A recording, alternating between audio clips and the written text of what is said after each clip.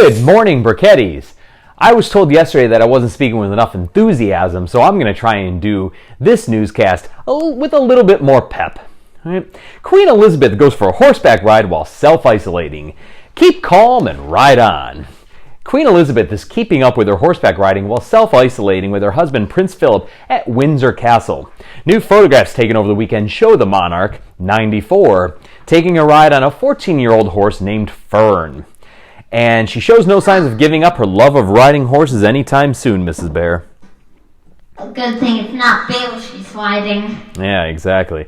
Throughout her life, the Queen has always had a fondness for horses, and was given her first horse, which was a Shetland pony, when she was just 4 years old. Now, for those of you who struggle with math, that was 90 years ago. The monarch also attends the Windsor Horse Show every year and is known to get rather spirited while watching the horse races, including royal ascots. Can I ask a question? Can I finish the sentence first? Fine. Which is still set to take place in June, although it will not be open to the public due to coronavirus concerns. Now, Ms. Bear, you had a question. What was it? How old am I? How old are you? I don't know. When were you born? I don't know. Well, Did you get me out of fair or something? Oh, I don't remember. And then Julie called me Mrs. Bale. Yeah, I don't remember My name originally was going to be something different, but then someone named me, but then Julie told everybody about my history, and then I got the name Mrs. Bale. Well, I think we need to ask Julie about that question then. Okay. Yeah. All right. I'll call her down. Julie! Yeah. Or, the upcoming segment is going to involve Julie, so we can maybe just ask her then. Okay. Fine. All right. Now that we're done with that news, it's time for Briquetti news. Yay! Well, let me tell you, Ms. Bear, our kitchen was an absolute mess. Pig-size. Total pigsty. Bear-size. But you know what? Huh? Jacob cleaned it. Yay! I told you Jacob was the best yesterday. I know. Jacob cleaned it. And I've been painting the windows, and Julie likes that. Woohoo! And guess what? I have been seeing you. Yep. And guess what? For Christmas in July, guess what we're getting? What? A 9-foot Christmas tree for the family room. Yay, that's bigger than me. Yeah, but we're gonna put, well, it's bigger than all of us. But we're gonna put it up just for Christmas time. We're not gonna put it up in July because Christmas in July is not a real thing. It's just something that they do to try and sell Christmas trees in the middle of summer. Yeah. Yeah, and people like your mom, well, not your mom, Jacob's mom, and Grandma, like they're the ones who buy these things. So. Yeah. All right. Anyway, so yeah, we're gonna put it up every other year from now on. But I think that might change to every year once Jacob likes the tree. No, because Jacob and you said okay to the Christmas tree, and then it was between Jacob and Julie, and then Jacob said, and then they came to an agreement on a contract or whatever, and then yeah. But my point is that I think Jacob's going to like the 9-foot Christmas tree, and I think it's going to go up every year. That's just my guess, but I don't know. No. We'll see. They do have an agreement, Jacob and Julie do, so we'll see what happens, and we'll report on that in, about 6.5 months worth of time here on Good Morning Briquetties. If we stay on air for this long, that would be a lot. What do you mean, if? Uh-huh. Oh, ye of little faith. All right, anyway, we're done with the news now, so we're introducing a new segment coming up. Are you excited, Mrs. Bear? Yay! Do you even know what it is? Yes. How? I didn't tell you yet. Yeah, but I have my eyes staring right at the clock swipes, and right next to the clock swipes is a script. Oh, that's pretty shifty. I didn't even see you move your eyes. All right, anyway, our next segment is going to be Gardening with Julie. We're entering the summer months now. We're only a few weeks away from the start of summer, and the weather's certainly heating up. So Julie's going to take you through our backyard garden and give you all of her expert tips in terms of how to grow and prune, and any questions you have at all about gardening on a deck in Virginia when none of your backyard gets done. And we're going to do that coming up next here on Good Morning Briquetties. Yep, next time. No, not next time. Up next on Good Morning Briquetties.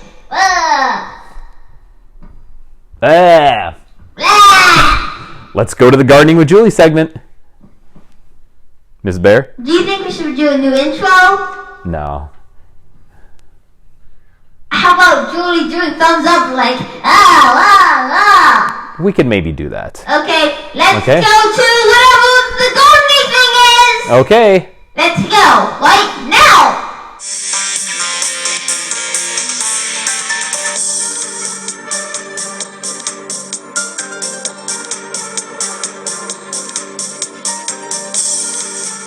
Welcome to Gardening with Julie. This is our patio garden on a deck. So this year, since we've been in quarantine, we have decided to grow our own food.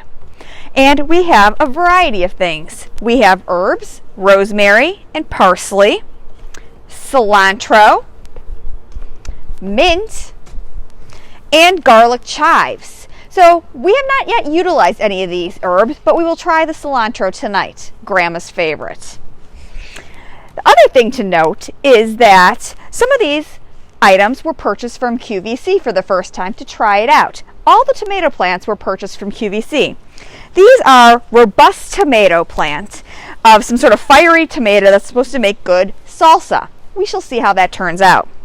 Over here, we have another one that was to be made with a caprese salad because it came with some basil down here. This basil's doing okay. However, if you come over to this side of the patio, this basil does not seem to be doing as well. Why? I don't know. Here's an interesting fact about tomato plants. If you go over to them, rub your hand on them a bit, and then smell it, it smells like tomatoes, even though there's no tomatoes on here.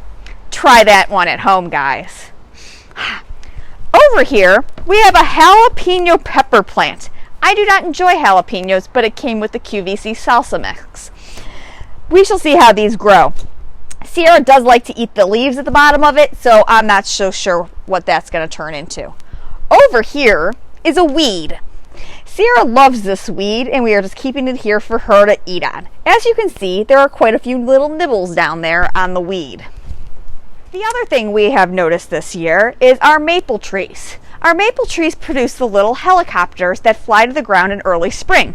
What happened was a lot of those helicopters landed in our plants. And as you can see over here, little maple trees are starting to grow in all of our plants. I had to pluck most of these maple trees out of these plants by hand. Numerous have been trying to generate.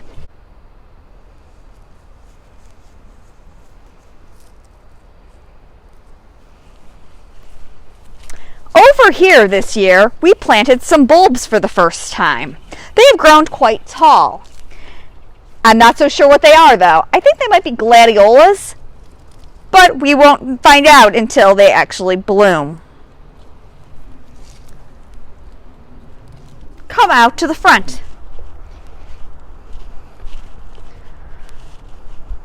So besides the bulbs we planted in the back, we planted some up front. These big, long ones, almost 3 feet tall. As you can see, they have grown excellently. Over here we have some more. For some reason, some of them grew to 3 feet. Some of them stayed at about 8 inches. Not sure what the deal is with that. However, not so sure what flowers these are again, but we will get a picture for you guys once they bloom. But they seem to be working out quite well, except for the few on the ground. And that ends Gardening with Julie. Till next time, happy gardening and good morning, Briquettis. Good morning. Wow, caddies.